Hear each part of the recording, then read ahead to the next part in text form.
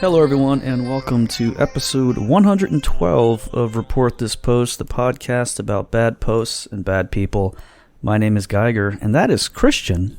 Does anybody know what's going on? And we are your hosts with the posts. Every week, Christian and I select a different topic and then find horrible posts for your listening pleasure. And this week's topic is the 2020 election. Did a vote ball happen? I wasn't paying attention. Oh, well, who the heck is that character joining us on the show? I guess we might as well just go ahead and bring him on now since he decided to pipe in. I'm sorry, I don't know how this works. I didn't know I was waiting behind some sort of virtual curtain to come out. That's right, yeah. We brought in a politics expert to talk about politics. A ringer, yeah. Yeah. A gentleman who, based on what many of the posts in this episode say, is very excited to have a radical left-wing communist in the White House, finally. I'm so psyched. From the Chapo Trap House podcast, please welcome Matt Christman. Hey. How's it going, Matt? It's pretty good. I'm feeling the vibe. Yeah, it's been a heck of a week.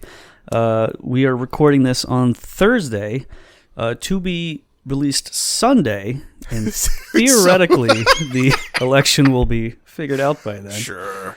I think right now they are in the 99% counting for a couple of these states, but it's getting there. Yeah, they're running out of fingers and toes at this point. They're just kind of like. But our lovable little scamp for a president has a couple lawsuits above him, so he's got a few more tricks up his sleeve. He's not going to go out without a fight or a tantrum or anything. He enjoys the part where he's paid attention to. So he loves that. He's going to try and hang on for as long as he can until Inauguration Day, January 20th. Which, Christian, you may know this. That's my birthday. Mm-hmm. Pretty pumped for that. I have a gift already picked out for you. I'm excited. Well, America has a gift, and that's a new era of bipartisanship and civility with President Joe Biden, who I'm really looking forward to the country coming together. Yeah, we've been apart for too long. 4 years. Before that, perfect. Wasn't a problem in sight. But now that the Mussolini, Mango Mussolini. Oh, don't do that. Boy, I remember thinking that was like, wow, that's actually pretty clever. But that was 4.5 years ago. Yeah, wore thin pretty quick. Yeah. Yep. Yeah. But what we're going to do in this episode, the reason why we brought Matt on is to talk about a lot of the bad posts that have been released on the internet the last few days since the election kicked off, and is still chugging along. But there's been a lot of really awful fucking people that have chimed in with their opinions since then. Who would have thunk it? Yeah. And Matt, of course, if anything has piqued your internet fancy as far as dog shit, feel free to chime in. Let us know. I mean, I kind of don't like to judge posts. I think that everyone's trying, and okay. If there's always something useful in any given post. Okay. Well, let's go ahead and test that theory. Starting now. Christian, you want to get started? Yes, sir. So one of the biggest stories of the Trump presidency was the QAnon phenomenon, which if you haven't listened to it, we did a whole episode on that back in episode 19 of this show, about 40,000 years ago. Yeah. So a throwaway account posted in our QAnon casualties on Reddit, really nervous about a Biden win while living with a QAnon family. My mom's been crying all day and has been antagonizing me all day. She's been threatening to take me out of school and has been saying my life is over and we're socialists now. I'm a Biden supporter, but now I'm scared about him winning. And Nobody's Business commented, "Don't let her intimidate you for your convictions. That being said, this is a stressful week, so hopefully she'll calm down and be a reasonable person again in a few days." Which highly, highly doubt it. Yeah, a person who's deep into QAnon just, 2 days later is like, you know what? The fog's lifted. I'm good now. I'm over. Yeah, you know what? I'm moving on with my life. I'm now going to join a Going Clear cult instead. So, yeah, Matt, where do you see these? What's the next stage of the QAnon phenomenon?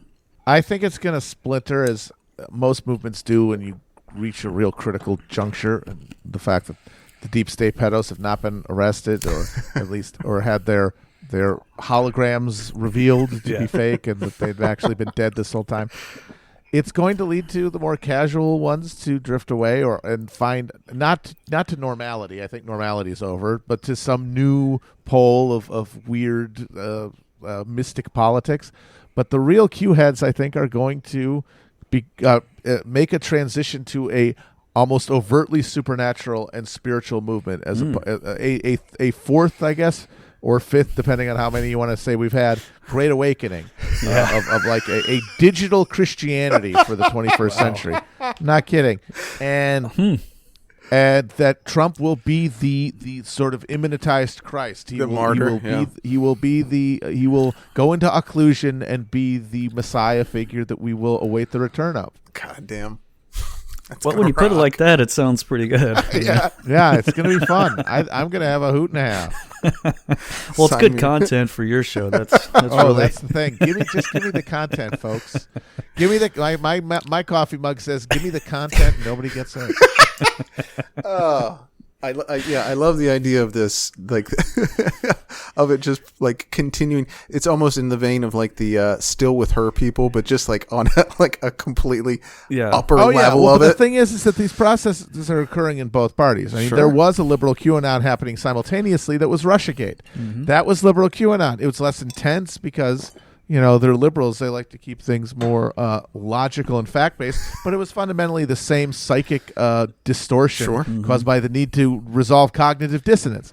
And that is going to intensify under Biden as he governs like fucking Grover Cleveland's second term here. And we get if the only legislation we get of any prominence, well, you know, evictions erupt and the entire health insurance system just explodes to the point where people are fundamentally incapable of paying for treatment, but crisis can't be brought down.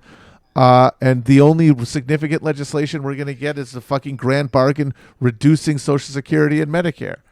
And it's going to be a fucking nightmare. And they're going to have to also create their own fantasy to explain why this isn't a disaster and why this isn't the fucking fault of the Democrats. And it's going to be, in my opinion, some shit about a shadow army of Hydra-like Nazis who are waiting in the wings to take power as soon as we stop all clapping for fucking Tinkerbell. Yeah. Wow. Now, I wonder, people are making a comparison to Trump being the next Grover Cleveland with his little skipping a term thing.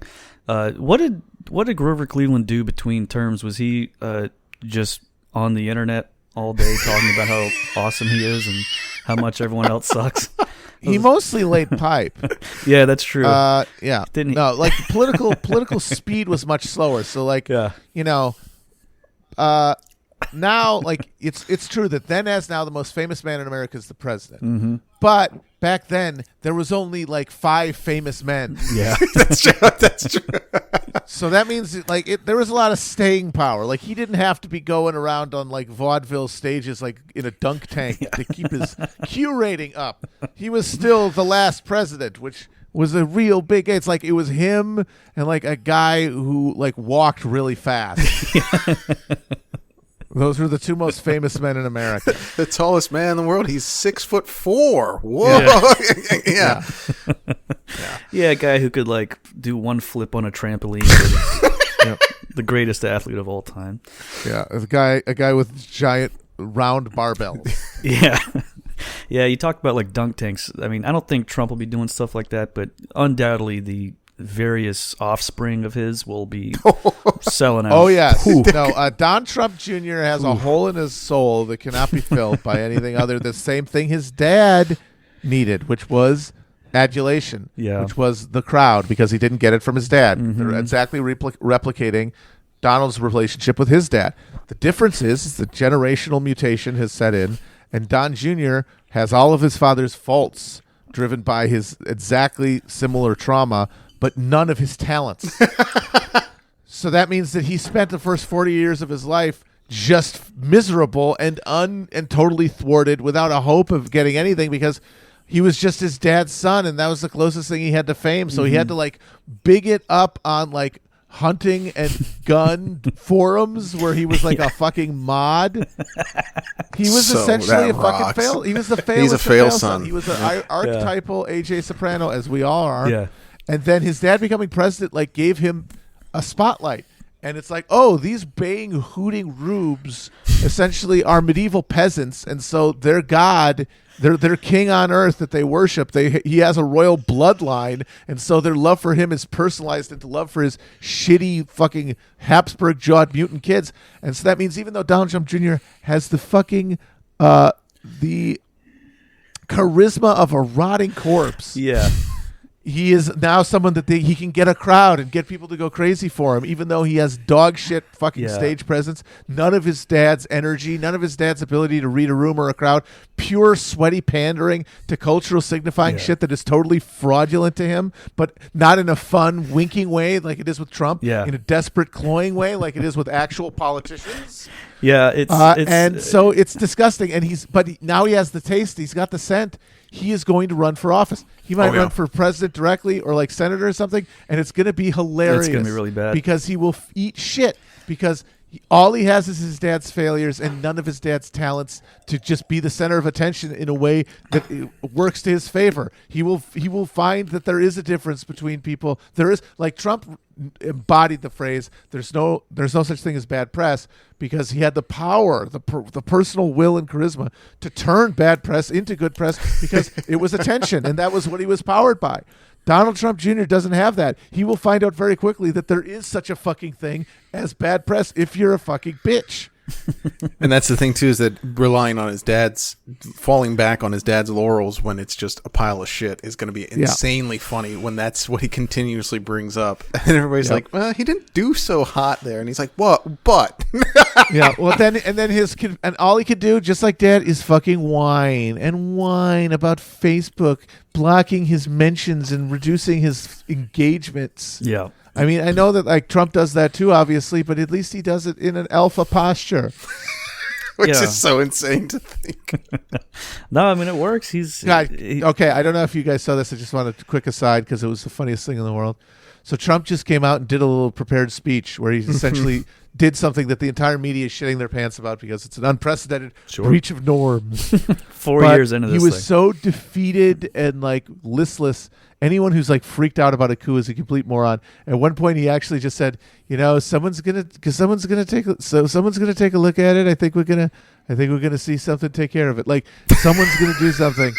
And he started off the speech by talking about how there were millions of fabricated fake ballots, which would be the largest, most coordinated case of voter fraud in human history, basically, or like since like the Byzantine Empire.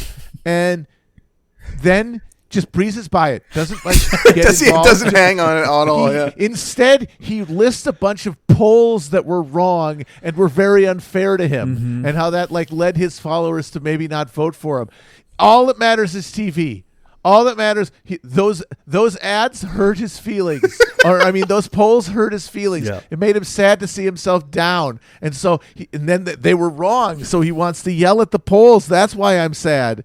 It's like, oh, aren't you saying? Yeah, but it's like, okay, even if that's true, that's not a reason to stop counting votes or to not certify Biden's electoral votes if they're 270 what is the complaint here? It's like, it hurt me. It made me sad because television is everything. The being president is not having an election where someone could get a truckload of fucking ballots, just giant numbers of ballots to change their outcome. It's watching TV and seeing something you don't like. That's voter suppression, and that's the crookedness. The crooked unfairness is never anything that really happens. It's him watching things happen. So it's not the election and it's stolen votes. It's the polls that were very unfair. Yeah, and honestly, that's the new normal to me. So when Biden doesn't just bitch on TV all day about how people on the TV are mean to him, it's gonna be very weird. It's gonna be a breaking of tradition because I'm just used to this now. We have all assimilated fully that is what it means to be president, and it's like, well, what is this guy doing? What is he, just like answering their questions and then and that's it? And then that's it. Questions merrily over. waving and walking away. Strange. Huh. All right. Well, speaking of QAnon, as we were a little while ago, we were talking about what's the next step. Well, this is a post from the latest iteration of 8chan. This was made after it became patently obvious that Trump would lose. Ask yourself a very difficult question. What was Q's real mission? In my opinion, it was only to awaken us, motivate us to vote, and to regain the belief that we can not only make a difference, but that the government is supposed to work for us. The real Q is inside us all along. Yeah, that's right. And the thing is, that's true. That's how all religion works. That's how all culture works. This shit's not real. We make it real by believing in it.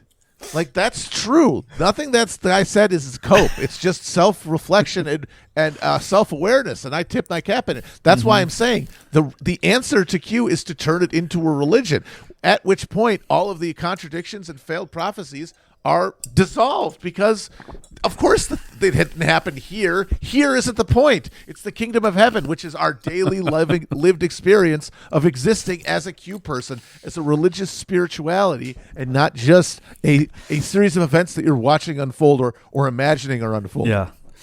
Yeah, this post went on for a little bit, but it ended with, this is pretty good. Once we vote the crooks out of office, which is our sole responsibility, unsealings, arrests, trials, and tribunals. I thought they were going to execute all the crooks. Well, no. See, you're gonna see here. Once the unsealings, arrests, trials, and tribunals can commence without disruption of government, minimal collateral damage, and almost no public unrest, checkmate. So, you see, it's the voting that is actually what Q's mission was to vote all these guys out. So it was a way to motivate. Essentially, it was a way to get you. Holy shit! It was a way. Oh my god! It was a Pokemon go to the polls. It was a vote or die thing. Whoa! It was okay. So if the act of all right, so if the act of all right, if we live as desacralized beings who do not have like faith, God is dead. We do not live spiritually, which means we don't have a belief that is outside of our ability to absorb the world, that powers us through life, that we would otherwise find just paralyzing. In some social orders, you are born into it and it stays because the social structure allows for it. We are born into a social structure that desacralizes all human experience before you're even aware you're a human, and so therefore makes you, by definition, godless. Wow. The way to re-enchant the world is to get yourself to believe something by paying a close enough attention to it, by paying enough emotional investment into it that you've transferred from that thing, just the dry, the dry physical existence, banal reality of it. You've charged it with enough emotional resonance that you now use it to power your actions. But the way you do that is because you don't believe things on faith, because you're a modern subject, you have to logic your way to them. And Q is a 4-year process by which you go from your initial lack of faith in Trump because, hey, weren't we going to get the deep state pedophiles all arrested right away? Why isn't that happening? Why is Trump getting owned? Why isn't anything changing? Why isn't Trump changing anything? There's a narrative created, a scripture created that people read along with. And then things change. Stuff doesn't happen, but you find a rationalization around that. Stuff doesn't happen, you find a rationalization around that. so that by the time you get the real realization that, oh, that wasn't true because he's gone and nothing changed, the thing doesn't mean what it did at the beginning. It shifted. Now means a faith in a worldview that is transcendent and that could be a guide star and a thing in your heart when you're acting that you don't have to reason your way to every time you're making a decision. It's a thing that you can go to emotionally and connect with, which is the essence of faith. So they are literally forging a faith out of this. That's so cool. That's awesome. Man, I wish I had this, like you wish you were a part of it. You wish you had something. But the thing is that you can do this. Like, this is not impossible. And actually, I gotta tell everybody, this is the duty of all people who want to make the world better. We all have to do this, not towards the QAnon insane world that is powered by this like fundamental like lumpen bourgeois selfishness. It has to be towards like a social vision of life. And it can't be powered by like the idea, well, I want to live in a world where everyone is happy because it's more efficient that way and everything's more stable and sustainable and it can't just be consequentialist. You have to want to do those things not just because it makes things better in a general way. You have to do it because for the goal, right? It makes you it completes your ability to like feel, and what does that is feeling like everyone's else is real in the same way you are, emotionally real in the same way you are not numbers, are not just for things that either give you pleasure or give you pain that you either avoid or try to get near, which is how we're taught to treat other people. Like homo economists, like just profit-seeking agents. They have to be at a fundamental level felt as you are felt. And you have to convince yourself of that somehow in the way the Q people have convinced themselves of Q.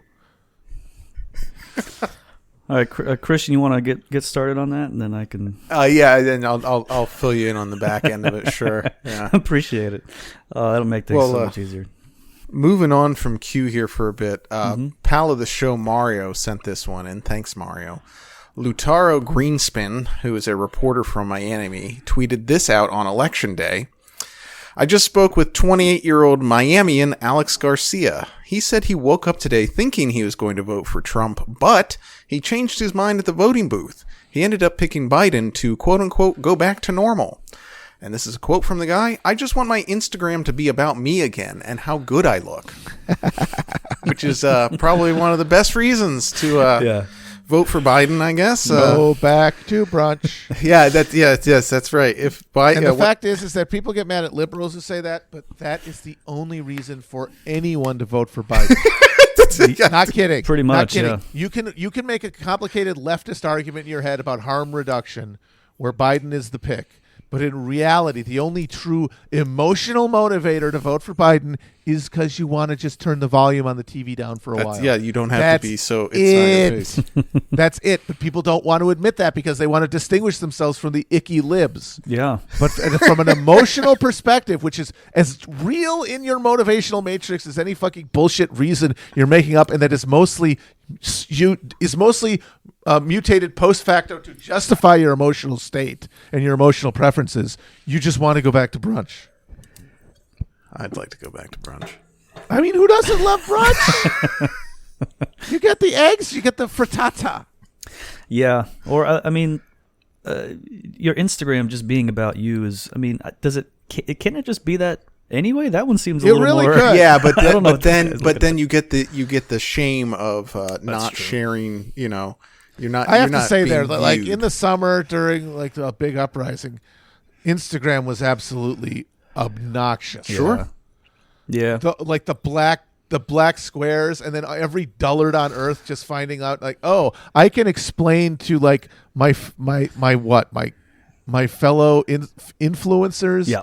Like the intricacies of America's racial legacy with a bunch of fucking Photoshop tiles that somebody sent me. Like it's just this parade of sanctimony. It was very, very off-putting. And honestly, that is a valid emotional reason to want to have Trump out of there because that shit is tedious. And not only does that mean social media is going to have less of it, I think and I hope it means that like produced culture is going to have less of it. Sure. We're going to have less like cloyingly Fucking woke, awesome. frantic, like, please be good people. Please stop liking Trump. Virtue signaling dog shit entertainment. And I think that is hey, who doesn't love to be entertained, folks? Don't we love it? So I think that's a real enough reason. Yeah, I deleted my Instagram like 2 weeks ago now. A lot of it was just the build up to this stupid election. Honestly, a lot of it was because the Instagram app itself just has that reminder to vote at the top, and I was tired of just clicking the X on it. So like, well, I'll just get rid of the whole thing altogether. And that's a more advanced version of going to brunch, is just pretending that there's nothing even happening. Just turning a blind eye.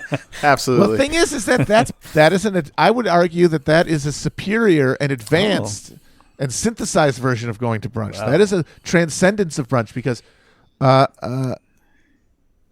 pretending to care about this shit is worse than not caring about it for your soul. Mm-hmm. Because pretending about caring about this shit requires you to do nothing, but then also work extra hard to justify to yourself not doing anything. Yeah. And it's taxing, and it pulls you away from your life. It pulls you away from your loved ones. It pulls you away from anything that you actually get joy and satisfaction, and that might keep you tethered to a human life, that might lead you towards treating the people around you with like the deference and the respect and the love that they deserve, that might lead you to make a political act that might be useful to somebody. Yeah. Instead of doing that, you're just going to become more and more strident and unpleasant to be around for everyone around you to make up for the fact that you're at brunch. The louder you're going to have to squeal, the more dog shit woke programming you're going to have to talk about, the more ideological litmus tests you're going to have to impose on your friends and family, and the more of a fucking pain in the ass you're going to have to make about yourself. If you actually didn't pay attention at all and didn't care, you would be more advanced, because even without the outrage of the horror about what's happening, you would be less distracted and you would be less driven to overcompensate and like be confrontational with people, and you could just vibe, and maybe you'd be a better person. And just being a better person is an advance on just letting your gears scream and your fucking gear, your wheels are sparking and there's fucking ozone smoking in the air and your gears are flying off because you have to fucking justify this life that you know is immoral, but that you cannot bring yourself to stop.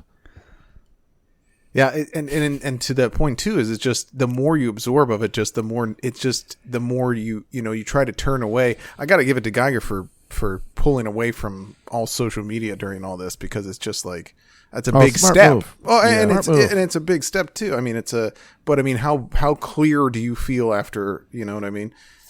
Not even you don't know what's going on, but like you also don't have to know what's going on. No, So yeah, it's pretty fucking cool. Obviously, getting back on Twitter this week was that just ruined all that shit. But there was a couple weeks there where it was pretty sweet not to. I was just like looking at Reddit for posts for the show, and then just looking at some other subreddits like a goddamn normie, and it was awesome. I was just like, wow, learning about.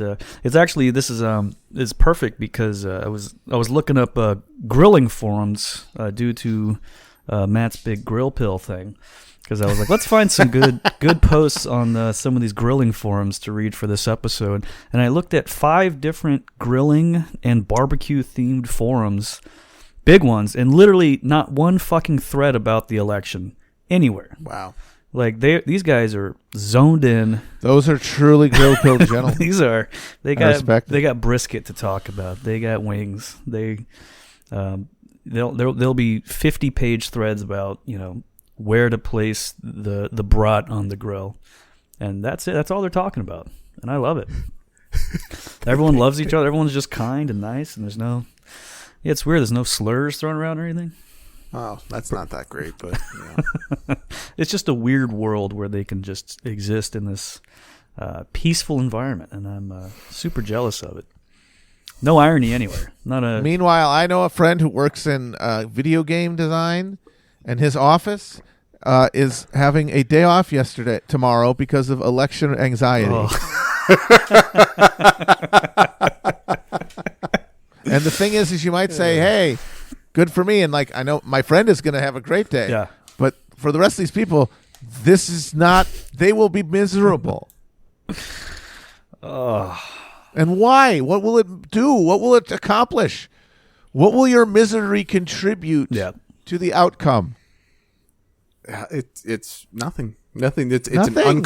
it's an uncontrollable force that putting. It's uncontrollable because it's part and parcel of our need to justify our position, our social position, without changing it.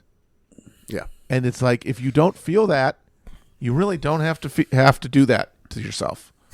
If you feel like you're actually living in consonance with your values a little bit, not fully, but even a little bit more than you are, you will feel that much less anxiety. Yeah. And so it's like, yeah, you can't just turn it off.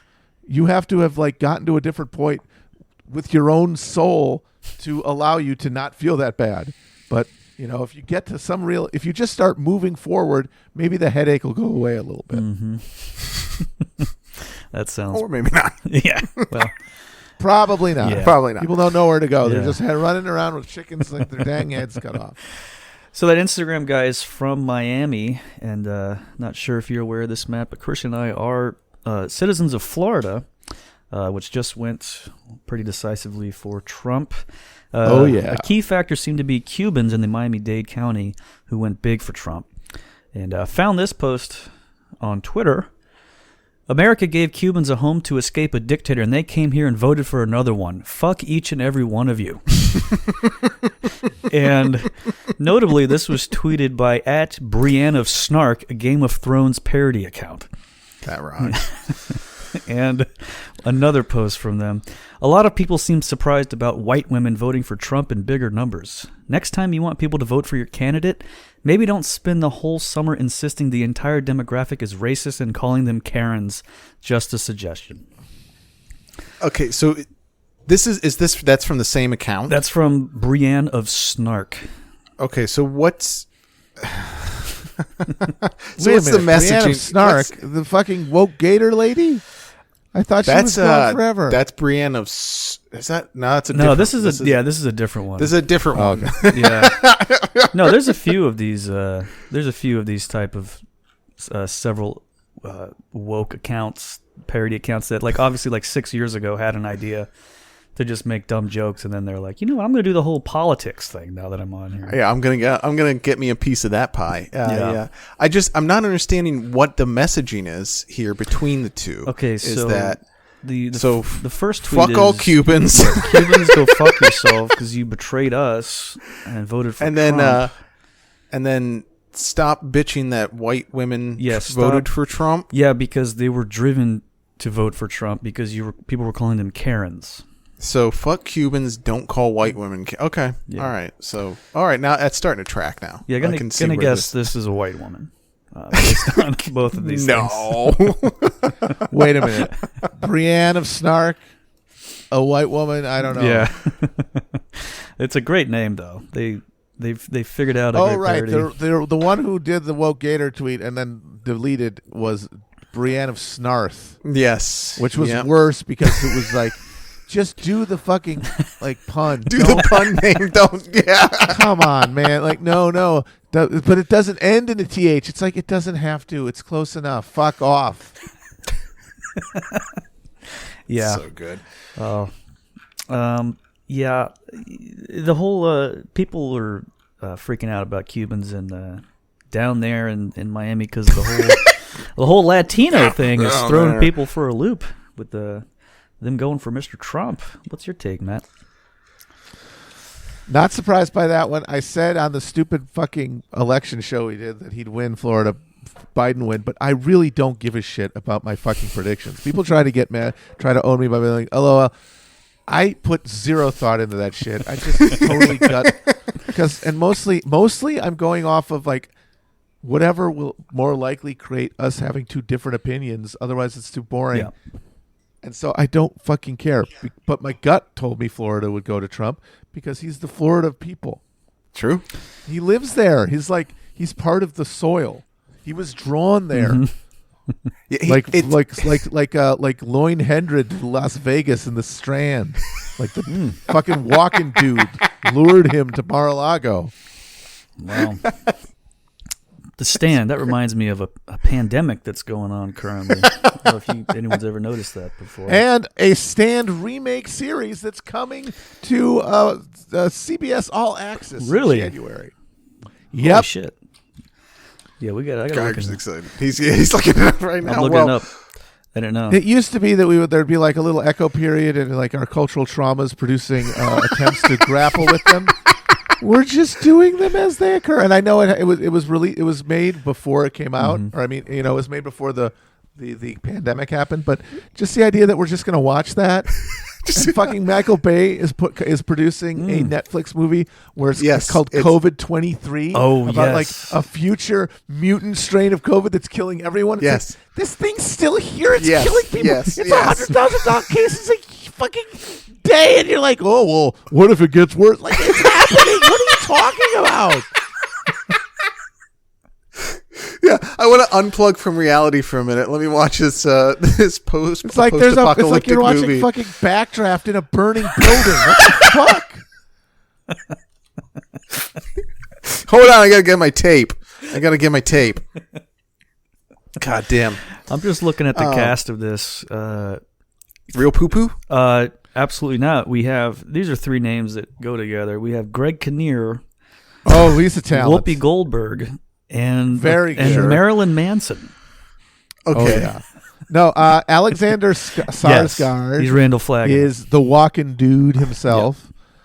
James Marsden, the sentient Pat of Margarine, is Stu Redwood, which is just very funny. He does not have the carriage of even Gary Sinise, who's not exactly a charismatic, smoldering, intense creature. But and then who else is in it? I forget. Oh yeah, Whoopi Goldberg is Mother Abigail. Yeah, that's pretty good. This is definitely. I'll say that all the names on here, they have their own Wikipedia entries, so that means that's a good sign. That is a good sign. when you see a lot of red names, you're like, uh-oh. So we're doing good here. We at least have people that have been in other things.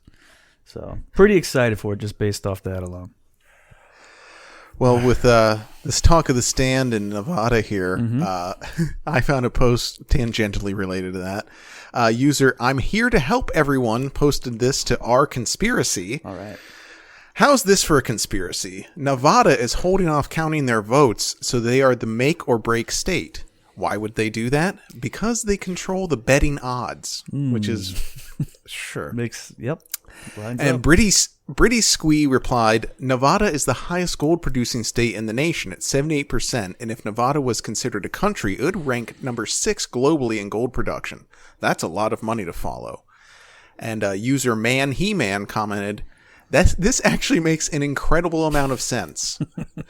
Which I think is kind of a standard reply on anything on our conspiracy. Yeah. Wait a minute, what are they doing? What are they doing with the gold? They're buying votes? No. They just are the 78th high. That they have totally a lot unrelated of gold to it. They have a lot of gold. Therefore, their votes are going to go however they want them to go.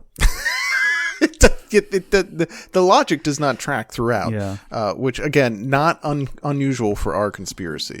But the idea that Nevada's like, we've been talking to the bookies and we're just going to we're really going to slow down the count so that we can have a little bit of a leg up on the, what the fuck? Like, okay.